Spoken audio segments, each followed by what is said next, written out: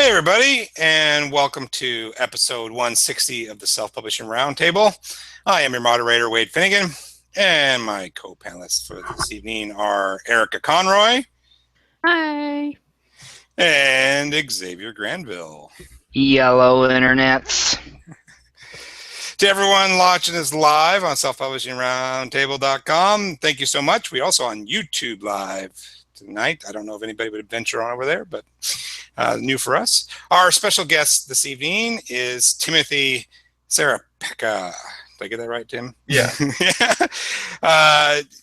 Tim, as he's known to his friends, might not be a household name to you, but maybe Lucas Flint is. Of course, Lucas Flint doesn't really exist. That's his pen name, but Timothy writes fantasy novels, but also under Lucas Flint does young adult superhero fiction, and that has been his most successful stuff, and is the main reason why we brought him on, because we wanted to hear a little more about the genre, how he got into that, how he's doing well with it, and all that good stuff. So, Tim, thanks for coming on the show tonight.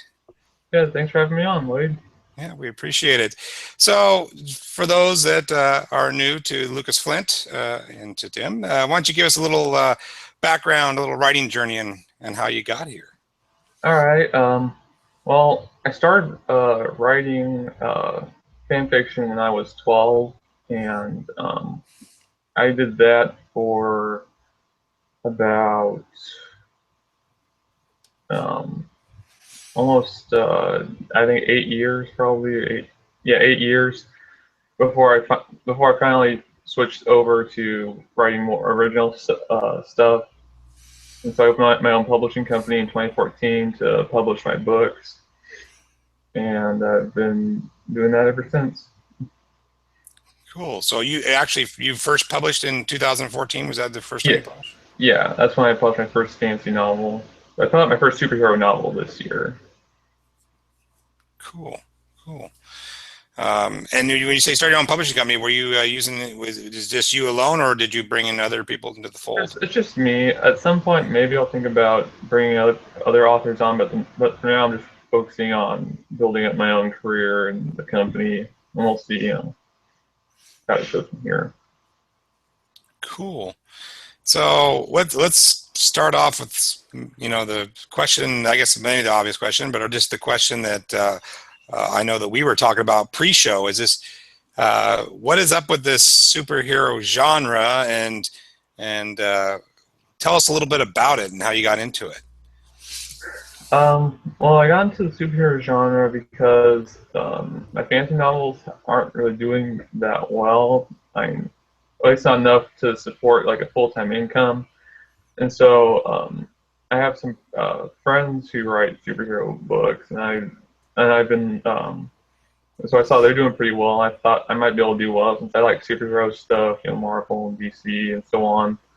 So I went ahead and studied the bestsellers in the genre, and then I went ahead and wrote my own book based on what I found in my research, and got a good cover for it and published it, and it's done pretty well since then.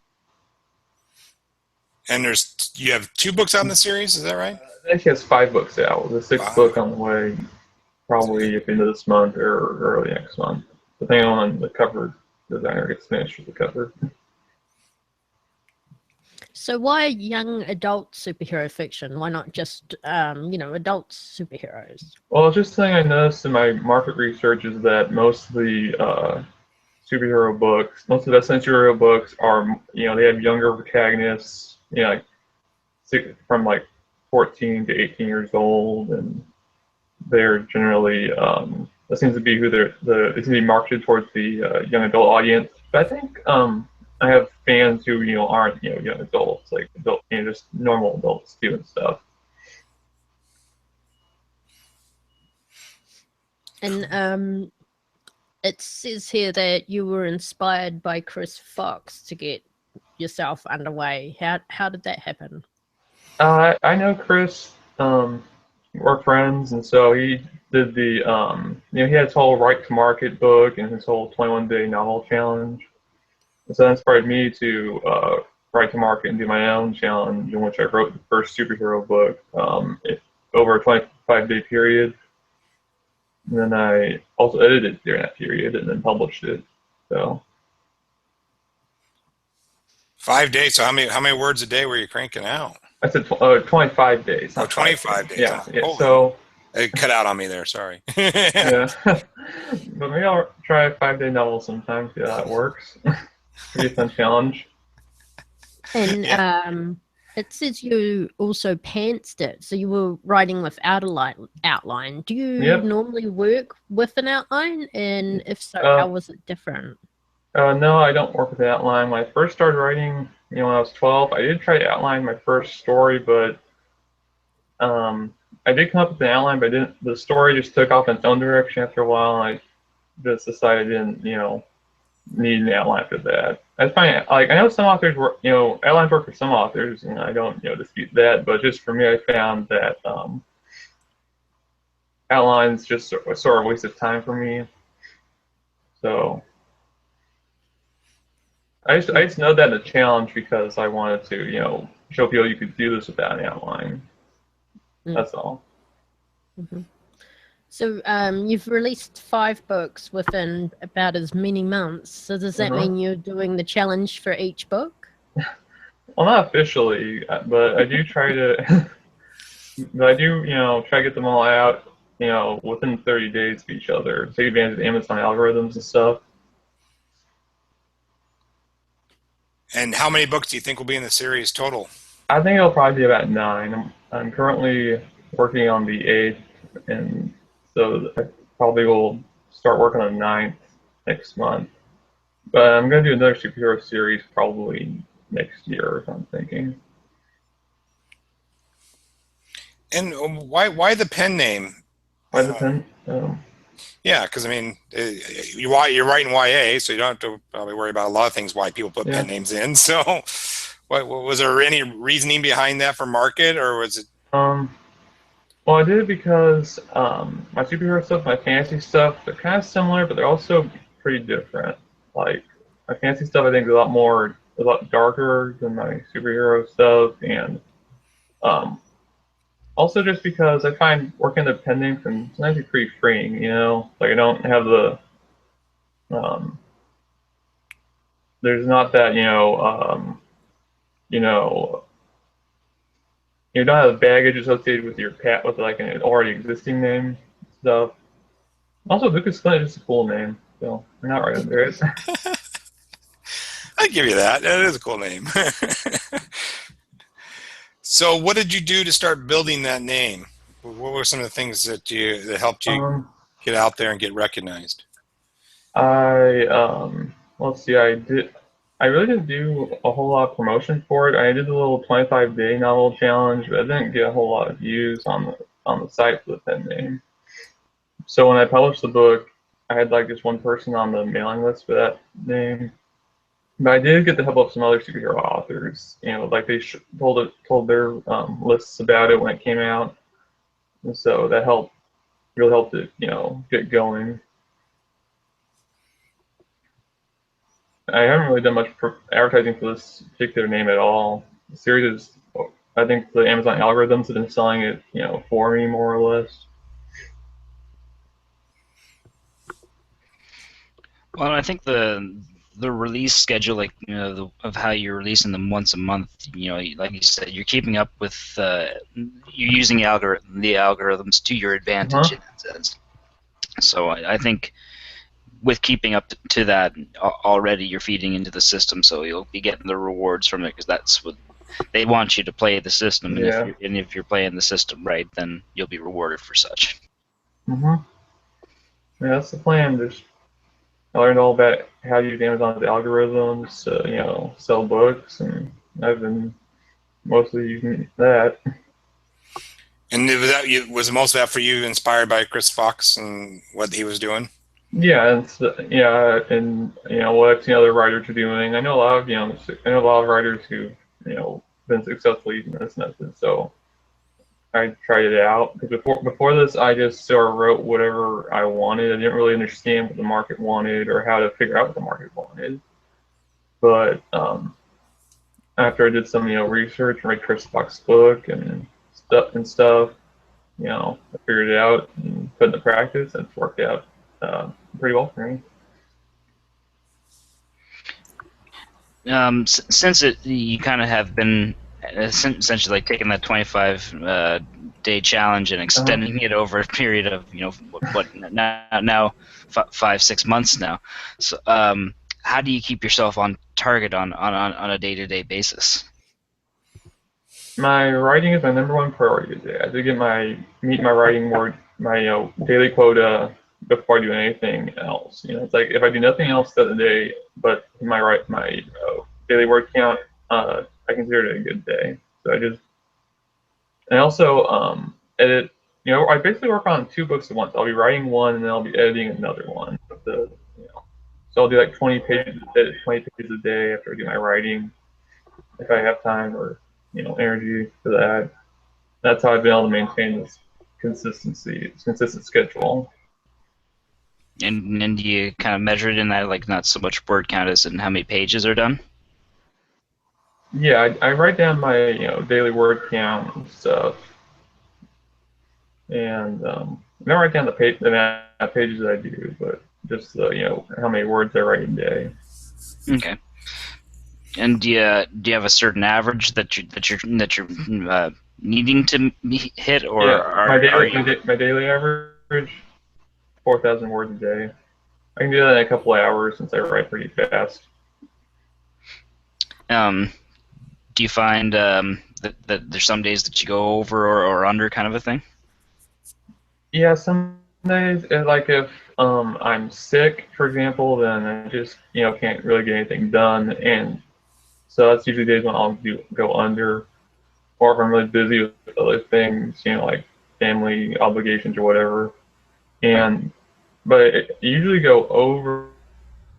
If I'm finishing a book, then I might just write more than 4,000 just to get to the ending, so I can, finish it and get started the next novel the next day. So, are you writing full time, Tim? Yeah, pretty much. I haven't actually been making a living wage until my superhero series took off. So I just bought a car recently with the money I got from it. So next I'm gonna get my own place, and then Yeah, car is a new place. You can live in that, but that's a step up. Yeah. Yeah, if you can make enough money to buy a car, you're going in the right direction. That's for sure. Yeah, it's a used car, but yes, still. It's called a vehicular domicile. Yeah, the back seats can fold down, so I can sleep. Hey, there you go.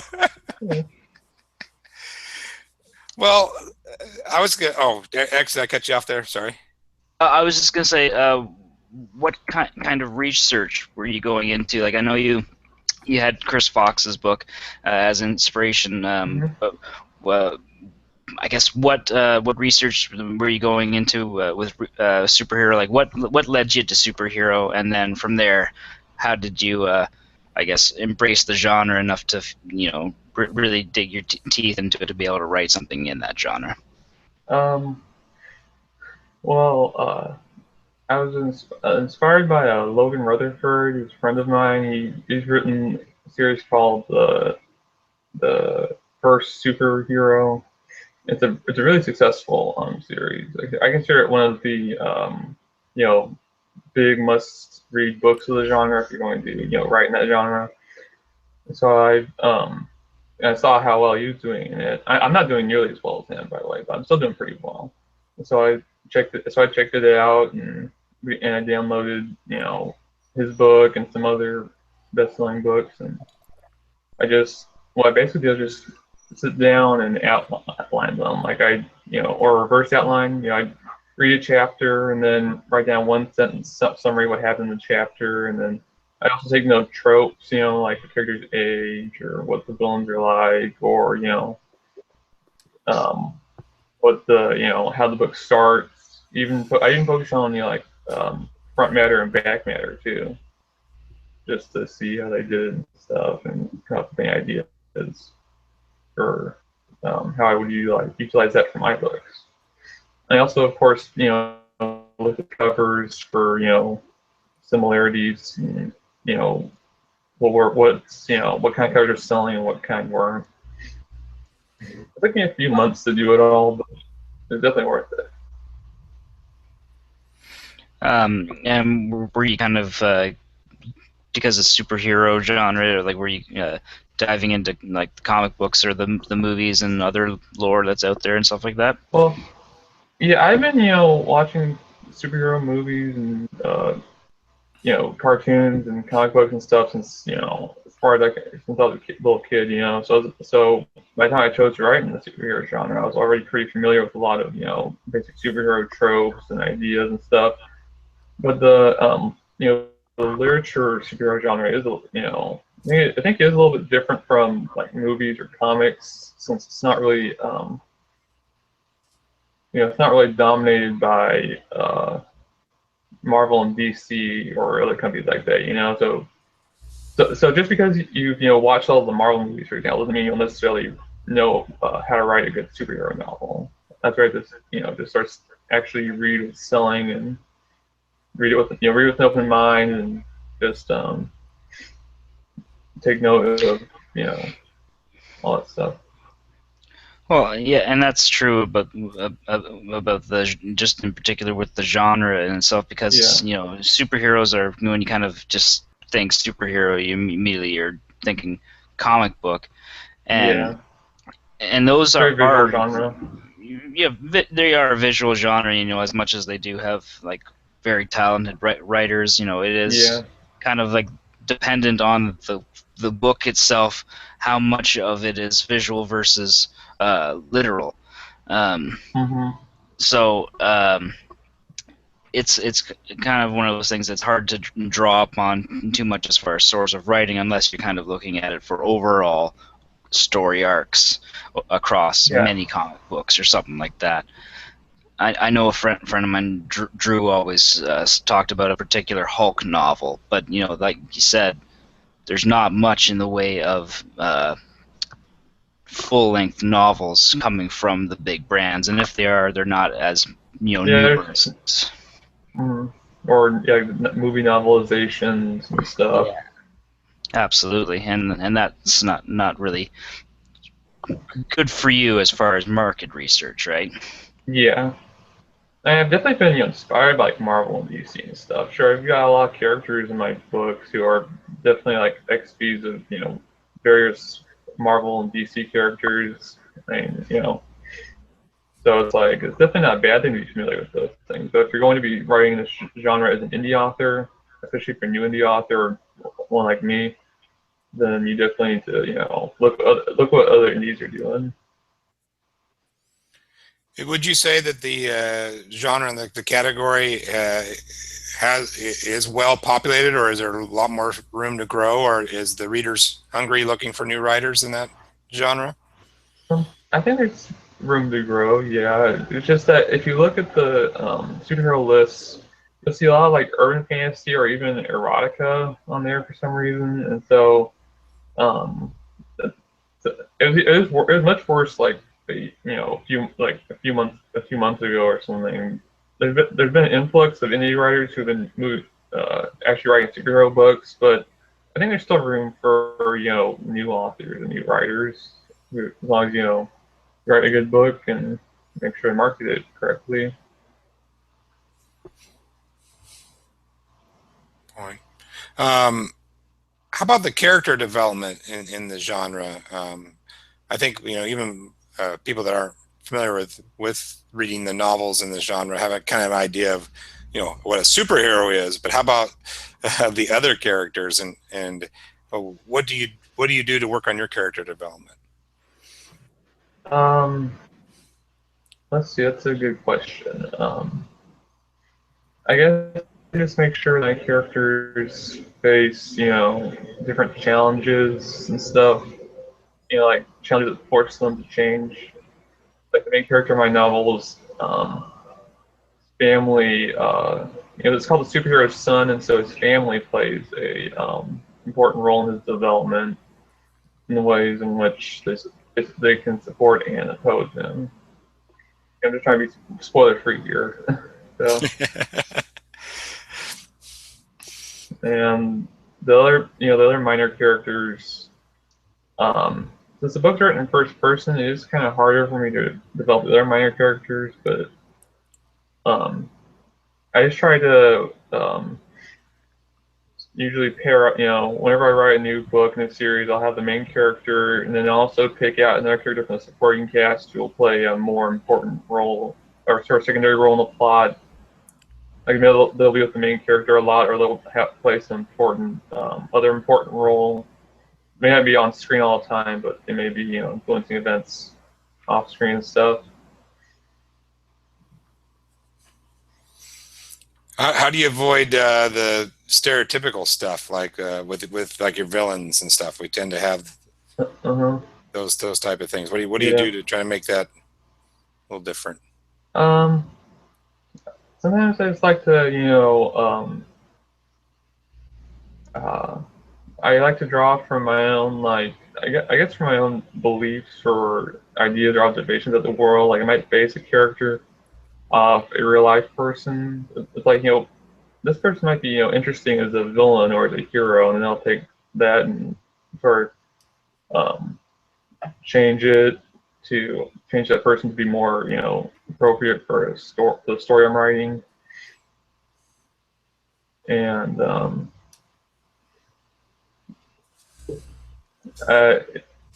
it's a very instinctive thing, I guess.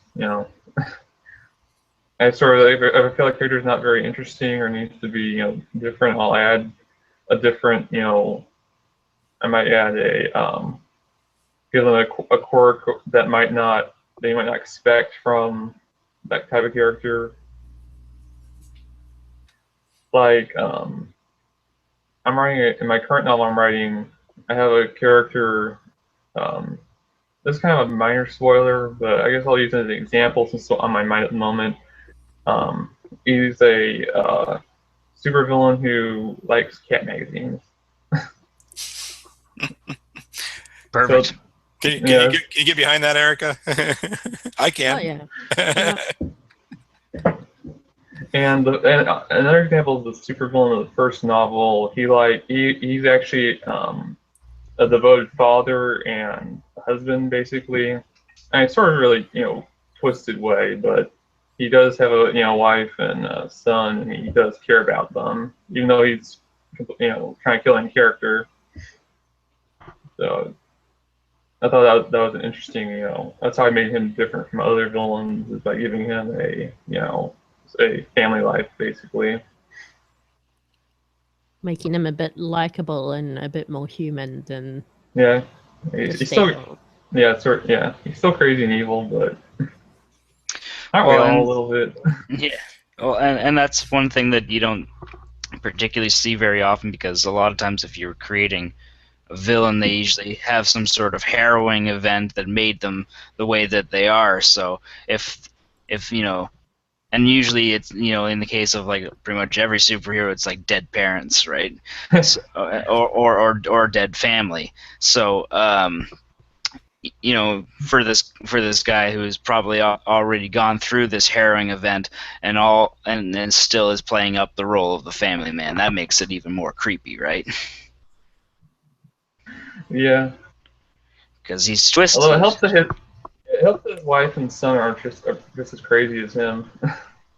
Oh, good. Okay. And they're supportive of his super villainy. So. Oh, so well, a family that works together stays together. Yeah. Mm-hmm. Yeah. Gotta have that support. Well, I guess with how many you say that you're working on up to the 9th book now? I'm currently working on the 8th book, actually, and I guess also I'm editing the 7th book. Book 6 is ready to come out. Just need the cover. Yeah, so I guess it helps that you have multiple generations of these people, so that way you have much more fodder for story-wise, right? The series basically follows. It doesn't really follow generations, but the main character's family does play a part, and um, at least the initial villains are sort of related. Not all of them are, but yeah, and definitely the way that I have the universe set up, I could write more books in this universe even after this series if I wanted to. And provide for a lot of spin-off opportunities, or even just short stories following the minor characters. Yeah, that's what I was thinking. Maybe what spin-offs I want to do. Yeah, one character in particular I think could make for an interesting spin-off series. And you might as well keep going, but you found was working, right? I mean, Mm-hmm. do you have plans to go back to your other stuff, or are you just going to keep plugging away with this? Oh yeah, I'm going to be writing a fantasy trilogy. That since I better understand how to write to market and stuff, I went back and studied the fantasy market more. So I think I better understand that. So I'm gonna try work on a fantasy trilogy. After I finish the 9th book in the superhero series, I'm gonna start on a new fantasy trilogy and see how that goes. I guess if that doesn't go well, then I'll just go to superheroes and focus on that. Seems to be doing pretty good. Are there any other genres you'd like to break into? Yeah, I've been thinking about westerns recently, because I live in a little rural area of Texas, and we got a lot of ranchers and stuff out here, and I've also been noticing that they're definitely that westerns seem to be. I don't know if westerns are making a comeback or not. I've seen some people say that, and some people don't think, but it's something it's just something I want to try because I'd like to diversify my my backlist and stuff. But I haven't really done a whole lot of market research on westerns or anything yet. Still something I'm thinking about. Would you start a new pen name with that, you think? Probably is what I'm thinking. It'd probably be pretty different from my superhero stuff or fantasy stuff. Unless I do like a superhero fantasy western or something. Plus, with the western, you want a name like Buck Bankshaft or something. Yeah. That sounds like a really bad porn name, actually. But that's It could be either. Yeah. It should be both. We've got an audience question here from Christopher Hawkins. It's just related to what we were just speaking about. Is fantasy just not lucrative right now? Is it a saturated market, or do folks just buy mainly the trade published stuff at the moment? You can make great money in fantasy. I know a few writers who are making really good money. It's just that I've had a hard time personally breaking into it for whatever reason. I've written a lot of fantasy books and stuff, but I think it's mostly because I didn't really understand the market. So I think if you study the market and write a good book and put it out there, then you have a decent shot making good money. And so, yeah. And it seems like it's one of those genres where, as far as an introductory basis, like if trying to get your foot in the door, you're much more apt, or it's easier to really get in if you're going with one of the subgenres like urban fantasy, urban fantasy or paranormal, something in those kind of modern or dark fantasy, kind of those things that are you see a lot of that nowadays. But as far as the overarching genre of fantasy itself, breaking in with an epic fantasy is probably going to be much harder to do. Yeah, definitely. I know of a lot of writers who are doing pretty well with urban fantasy, but there aren't as many doing well like epic fantasy or sword and sorcery, as far as I know. And if they do, like yourself, they have other projects on the go. Yeah. Yeah, one nice thing about the superhero books that they're shorter, quicker to write, whereas fantasy books are a lot, longer, and so take a longer time. Even if you write as fast as me, but it's still, take a while to write it, and get it out there. How long is your tip? Oh, go ahead, X. Sorry. I was just saying, and that's typical of the epic fantasy genre, Yeah. anyways. With just long books, like it's an investment for the author as much as it is for the reader, right? Mm-hmm. Yeah. How long are typically your superhero books? They're between like 60 and 70,000 words. They aren't that long or that short. I really like the length. It allows me to finish it quickly, and I think I think it's also good for readers so they don't, they can do it pretty quickly. My superhero books are pretty fast paced generally. Do you find the readers are more critical, less critical than like a fantasy reader would be? Do you like for reviews and things like that?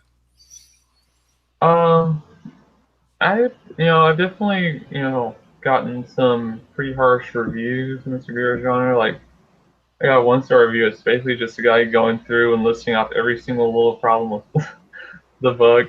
But overall, I actually think I got more positive reception from like superhero readers and fantasy readers. Like I've actually gotten emails from fans asking when the next book will be out, which I never did get with my fantasy stuff.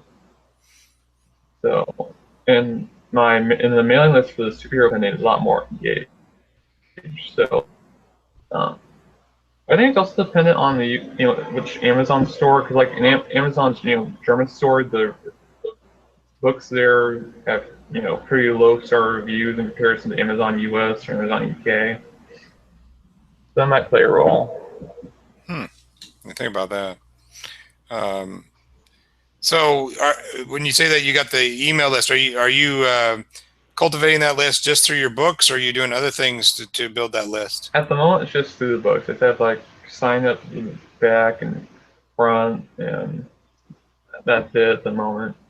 I'll probably try to. I was thinking about using like Insta Freebie or Facebook ads at some point, but right now, I don't. I just want to focus on getting the books out. Which is working, so why wouldn't you, right? Yep, that's it. That's exactly. Beyond obviously keeping to that schedule and using Amazon's algorithms to your own benefit, has there been any specific marketing strategy that you've been going into with this, given that it's YA? Like, are you trying to market to kids and teens, or are you trying to market to their parents, kind of a thing? I just sort of, market the superhero readers in general. And I guess, like back in July, me and several other indie superhero authors got together and did our own multi-author promo. So like Peggy Hanson's, how she has her fantasy and sci-fi promo. We did our sort of thing where we listed a bunch of 99-cent and free, fantasy or superhero ebooks for like a weekend. But beyond that, I really haven't, done much marketing at all.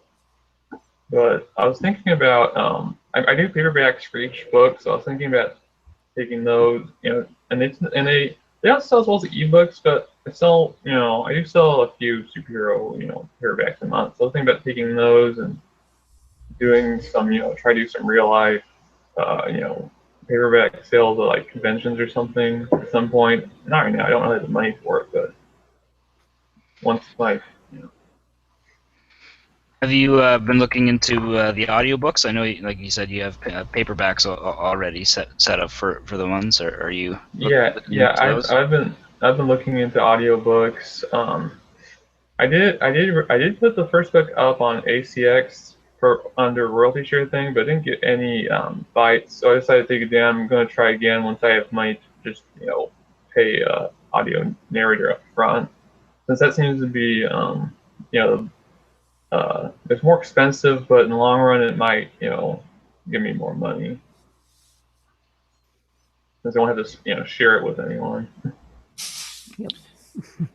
Christopher Hawkins says, "I would pay to read the Buck Bankshaft Chronicles." Thank you, Christopher. You are a gentleman and a scholar. Sounds like an instant bestseller. Mm-hmm.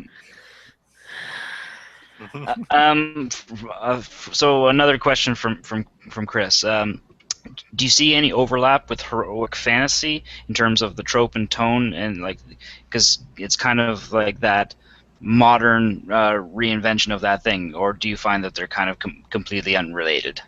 Did you say heroic fantasy? Yeah, just of that kind of like the underdog achieving greatness. It's the same kind of deal with superheroes, but one's on a fantasy level, either he's been given a book of spells or a sword and he's got to take down the bad guy. But in the superhero case, it's all about believing in yourself and taking down the bad guy type of a thing. Yeah, I guess there's definitely I've definitely noticed that coming of age themes are very popular at the moment in superheroes. Usually the protagonist is teenagers, going up against a threat that's way more powerful than them. They have to learn how to use their powers in time to be able to stop the villain and save the world or the city or whatever they're trying to save. So there are some similarities there, I guess. How would you differ between the two as far as what is superhero versus urban fantasy nowadays? I'm not an expert in urban fantasy, but from what I've seen of urban fantasy is that, generally speaking, in urban fantasy, like the magic and stuff is like hidden. It's like there's the normal world, and then there's the magical world with the vampires and werewolves and whatever else you got. But in the superhero world, all this stuff's like known. It's like if the villain leads an army of vampires to attack a town, people aren't like, "Oh my gosh, it's a vampire!" It's like, "Oh my gosh, the super villain's attacking," and then the superhero also comes. The superhero's identity might not be known, but might be well accepted fact in that world that there are people with powers, and that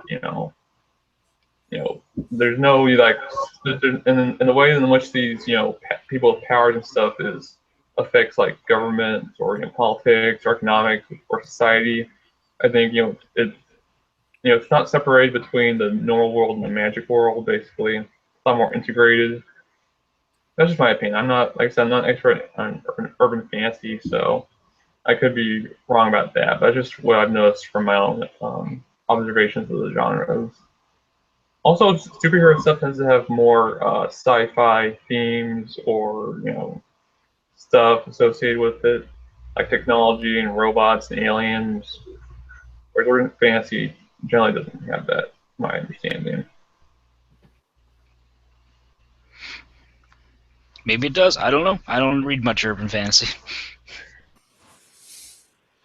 I imagine there probably is a couple urban fantasies with robots out there. Yeah, the two genres definitely are similar. So I understand why some urban fantasy authors have put their books on the superhero lists, but it does make it sort of harder to gain visibility sometimes.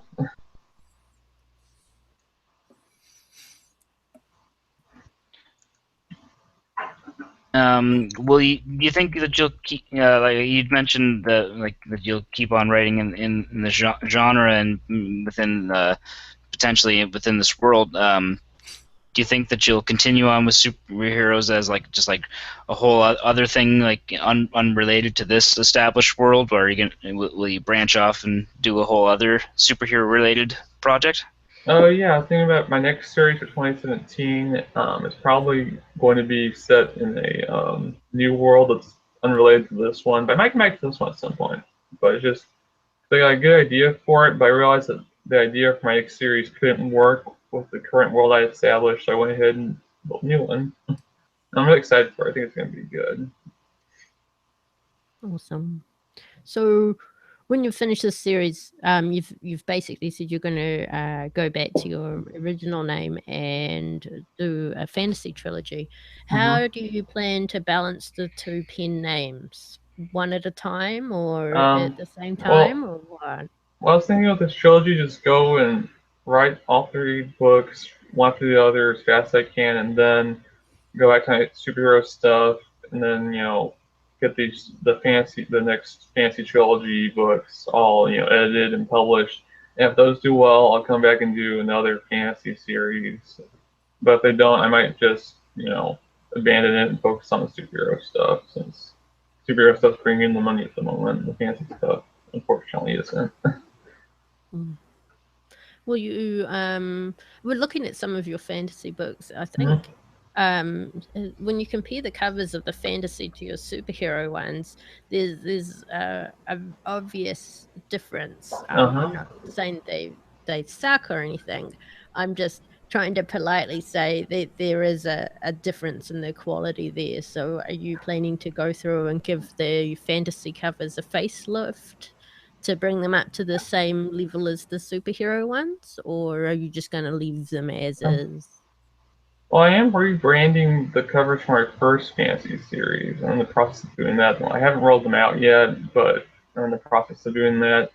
As for the other ones, probably not going to change them anytime soon, because I still want to, focus on that at the moment. But with my next fantasy series, I'm definitely going to try to get some better covers. I was thinking about commissioning an artist to make original, art for the covers, since I noticed that seems to be pretty popular in the fantasy genre, is having, custom art. So I'm going to look around for artists. Might be able to do that. Well, it's a particular genre that it's the stock photos out there are very limited. Yeah, definitely. And you start seeing a lot of the same ones popping up a lot, and and unless they're the designer is that a designer, and they've taken some time to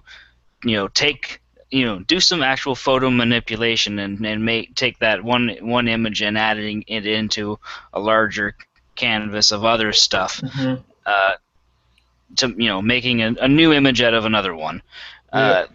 You don't see very more often. What you do see is someone downloading a picture of a dragon and putting a title and their name on it, and then saying that looks freaking great.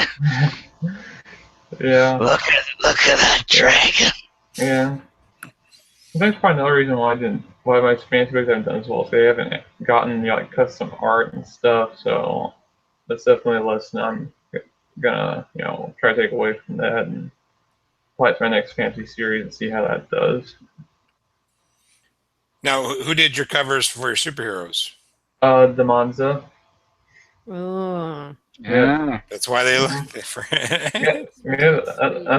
And as another part of my market research, I found that Demonza has been the covers for some best-selling superhero series. So they're definitely pricey, but well worth the investment. I've made back my money on the covers several times over. So I'm very much I consider a worthwhile investment. So now that we're bringing up money, you don't have to go into too many details, but how much has the superhero series cost you to get set up? Ballpark figure. All right. Well, I paid for the cover, and you can look at Demonza's prices on their website. So I'll let you figure that.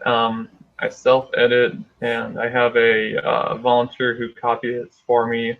I do all my formatting, so I basically just pay for the cover. Wow. That's pretty low investment. Yeah, that's my goal: keep the expenses low, and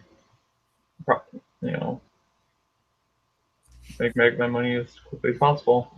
Now, you stated earlier that you haven't really done any paid advertising. Now that the ball is kind of rolling, have you thought about doing more of that? Yeah, I thought about it since the first book's gone past its 90-day cliff. It's still doing pretty decently for book that's been out for a few months. But I've definitely been thinking about finally just doing some actual advertising for it at some point.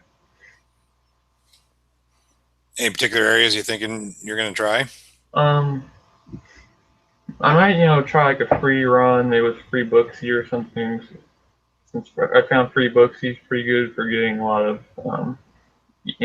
free ebook free ebook downloads. At least they've always done all that fancy stuff. At least I don't know how they do it with superheroes, but I guess I can find out. Maybe I'll try out Facebook ads too and see how that goes, since I think the covers, are pretty good for the series. So that should, that might be able to help them do well on Facebook. I've taken Mark Dawson's course, so I sort of, know how to do those, ads. Oh, okay.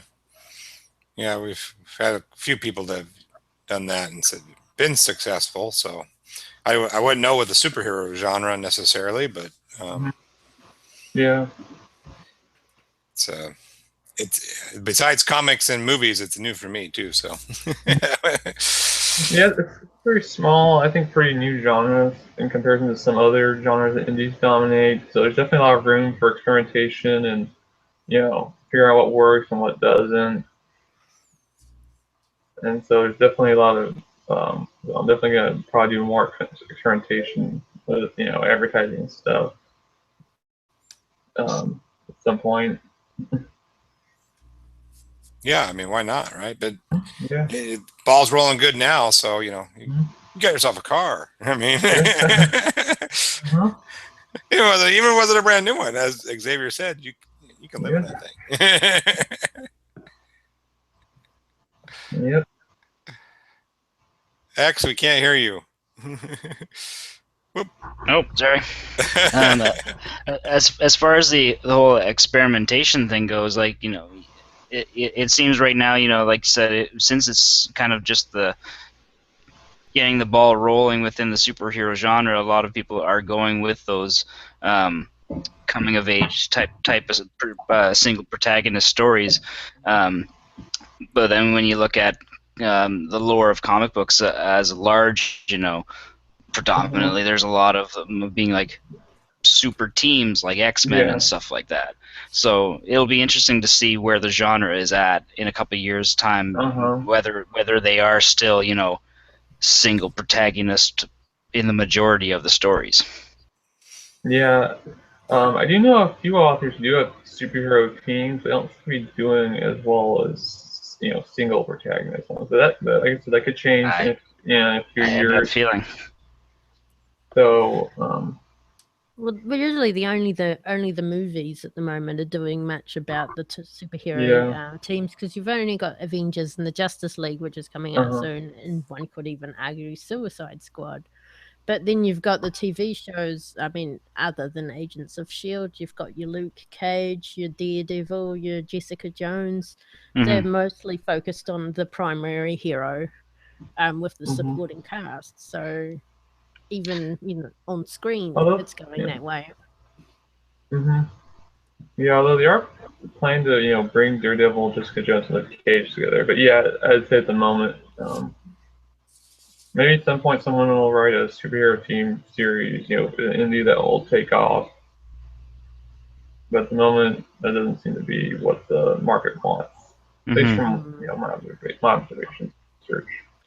Now I'm wondering if some of the indie authors that do the single protagonist superhero, if they got together and wrote a crossover with their two protagonists, not necessarily as in a romantic relationship. You could just see how they could get along well, or they won't get along well, and see how that goes, just to cross your audiences over and also to try something different. That could be interesting. I've actually thought about approaching some of the other superhero authors I know for collaboration or something. I haven't done it yet because I don't like collaborating with other people. I'm not much of a I'm not much of a team player, I guess, in that regard. I like the. You don't like to share your toys? Yeah, that's a good way to put it, I guess. So, but maybe at some point, maybe at some point I'll give it a shot if I can find someone who I can, hit it off with well or something. But I've tried to collaborate with other authors in the past, so it just hasn't worked out. I'll just say that much. Yeah. What would your ideal collaboration be, like if you had to go, like if because a partnership is one of those things that's really hard to find because of just the clashing personality types.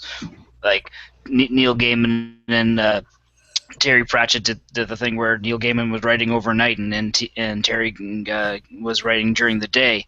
You know, that's how opposite those two guys were. If you were to go into a collaboration, what would that look like? Well, I have to find someone who's very, professional and on time, and I can trust them to, do what their part is without needing to, without worrying about the missing deadlines or whatever. And they'd also need to, be able to. I guess you have to have similar, not we're not exactly the same. Obviously, we could complement each other, but we need to have similar thought processes, and at least when we're thinking about the story, so we can make sure that our ideas and stuff, mesh together well and stuff like that. But I don't think it's probably not, but it's probably not gonna happen anytime soon because I'm pretty happy writing on my own right now. But it's something that leave me open to the future, Would you, Tim, ever co-write with Lucas Flint? I don't know. That guy's kind of a jerk. I don't really like him that much, but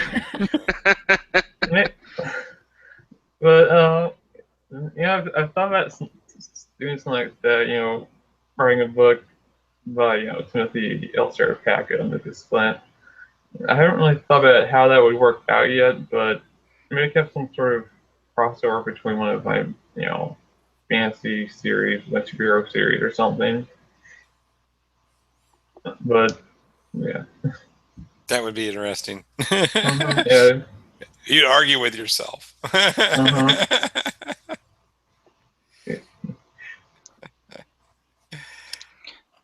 Is there any kind of that schizophrenic thing where you look at both of your lines as two separate people, and do you feel any animosity toward Lucas for being the successful one? Yeah, he gets all the money while I do all the work. That's a good way to look at it, though. Yeah, but no, I don't really. I think it's all pretty congruent. It's like, my fantasy stuff and superhero stuff are different. I do think that if you look at it, you probably see some recurring themes and stuff and phrases. Like they're pretty different, but since they're coming from the same brain, that there's definitely some still some similar themes and stuff. At least I assume so. If you look, I haven't really looked too deeply at my work, but yeah, I think we all do that. No matter what, we change. Even we think we're changing a lot of what we're writing. It's those recurring themes. I think just as writers, we do that instinctively, probably. So, well, we're getting to the top of the hour, and I didn't have any more questions. X, I didn't want to cut you off there. Did you have any follow-ups? Do you, I guess with superheroes being such a popular thing nowadays, especially with all the movies, a lot of critics and stuff like that are worried that the oversaturation, at least with superheroes right now in TV, is getting a little much. Do you worry that you might have to jump to another ship as genre-wise if it ends up being that superheroes turns out to be kind of like a fad right now? I've thought about that, definitely, but that's why I've been thinking about diversification and stuff, with trying out other genres like I was talking about. But at the moment, I'm not really worrying about that because what I'm trying to do is build up a if the superhero genre is the one, at least from indie side, it's pretty small and doesn't have too much, there aren't too many authors in it at the moment. What I'm trying to do is sort of build up, my own fan base within it, so that I guess if it ever becomes oversaturated or something, at least I'll have my fans who will, check out my stuff and hopefully be able to handle whatever challenges might arise from it. Cool. Excellent. Erica, any questions? Or Good. Okay. Well, Tim, that was really interesting. Thanks for taking the time to share that with us. Like I say, we hadn't really delved into the superhero genre much, so we really appreciate the insights. Thanks for doing that. Yeah, sure, you're welcome. I had a great time. Where can people find you easily on the old internets? Oh, you can find me. Oh, there's my website, www.smithycerepaka.com, and my last name is spelled Cerepaka, for those who don't know. And you can also, or if you like want to check out my superhero stuff, you can also go to the website for my pen name, www.lucasflint.com. And both sites have links to, all my books under both names. Cool. Cool. Mm-hmm. And shout out to our live viewers tonight too. We definitely love you guys, and Chris added in a few questions there, and we appreciate that, Chris. And not only can you check us out on selfpublishingroundtable.com each week, also now on YouTube Live. So make sure if you guys got a chance on the Thursday evening, at least where I'm at, come check us out. So Erica, we also got some stuff coming up that we should inform people about. Just two things we should bring up. So as you might know, we're currently running a survey. Well, Survey Cat is currently running it for us. So Thank you, Survey Cat. He wants to know what you think about SPRT and of us, and what your suggestions are on what else we can do to help improve the podcast. So you can find Survey Cat survey at selfpublishingroundtable.com/survey.html, or just go to our normal website page and there will be a cute little button with Survey Cat on it for you to click on. We'll have it up. Yeah, here, kitty. We'll have it up for a couple more weeks, so make sure we get as much feedback as possible. And also, we have our romance promo and giveaway. It's still open for submissions right up until the 23rd of September. If you have a romance ebook of any flavor, male, female, girl on alien, girl on whatever. As long as it's romantic, damn it. Yeah, as long as there's some romance in it and no bestiality, or underage sense, or dubious sex, or unconsensual. Yeah, you get the idea. And it has to be free between the 28th. Between the 28th and the 30th of September, then you should definitely join our promo. For more info, just go to our website, selfpublishingroundtable.com, and there's another little banner at the top of our site. And that's it for our latest news items. Nice. Back to you, Wade. Oh, thank you. That was a really good newscaster voice. I love it. So we'll be back at ours next Thursday, 7 Pacific, 10 Eastern, and other time zones around the world. Steve Scott and Barry Davenport will be on next week, bringing them back on. So check us out then. And of course, as Erica just said, but I'll say it again, selfpublishingroundtable.com. Lots of good information there. Lots of things to check out and do. Take our survey. So that way the cat won't come scratch you. So, good kitty. He's like a good belly kid. rubs. So, gosh, I haven't got to say this again for a while. So I'm happy that you're that's here tonight. So, X, do you got anything to say? Yes. Das vidanya, internets.